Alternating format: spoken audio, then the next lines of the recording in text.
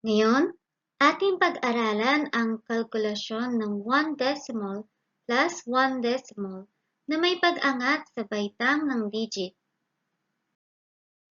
Una, isulat natin ang mga numero ayon sa division o digit ng kalkulasyon. Ang 5 at 8 ay may bilang sa tens. Ating isulat ng ganito. I-align at isulat rin ang mga bilang sa ones. Sunod, gumamit ng ruler sa pagguhit ng linya.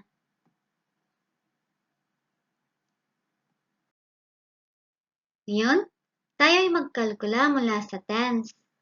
Ang 5 plus 8 ay 13.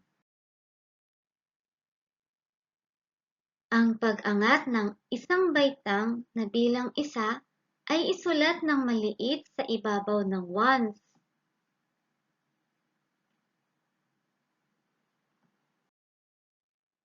Sunod, kalkulahin naman natin ang ones. Ang 1 plus 3 plus 2 ay 6.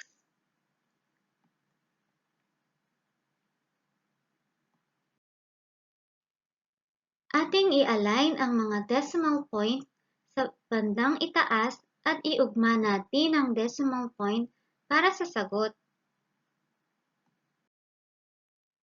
Panghuli, isulat natin ang sagot.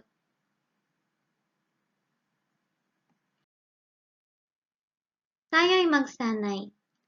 Pindutin pansamantala ang pause icon. Ating unawain ang katanungan sa pagsasanay.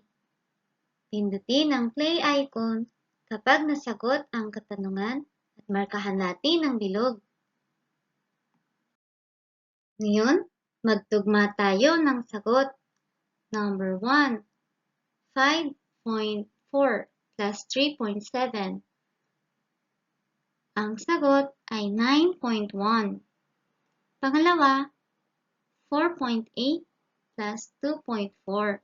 Tulad sa unang tanong, ating alamin ang solusyon ng number 2. Ang sagot ay 7.2. Tama ba ang inyong mga sagot sa dalawang katanungan?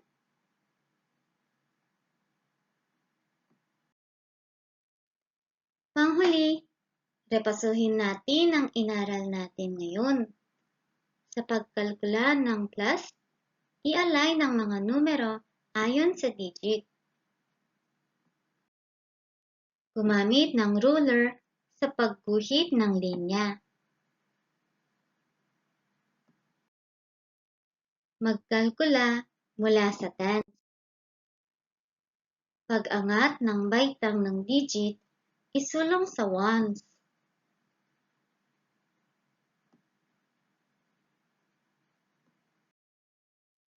Kalkulasyon sa ones. Iayos ang mga decimal point sa itaas at isulat ang decimal point sa lugar para sa sagot. Isulat ang sagot. Ito ang katapusan ng ating pag-aaral sa araw na ito.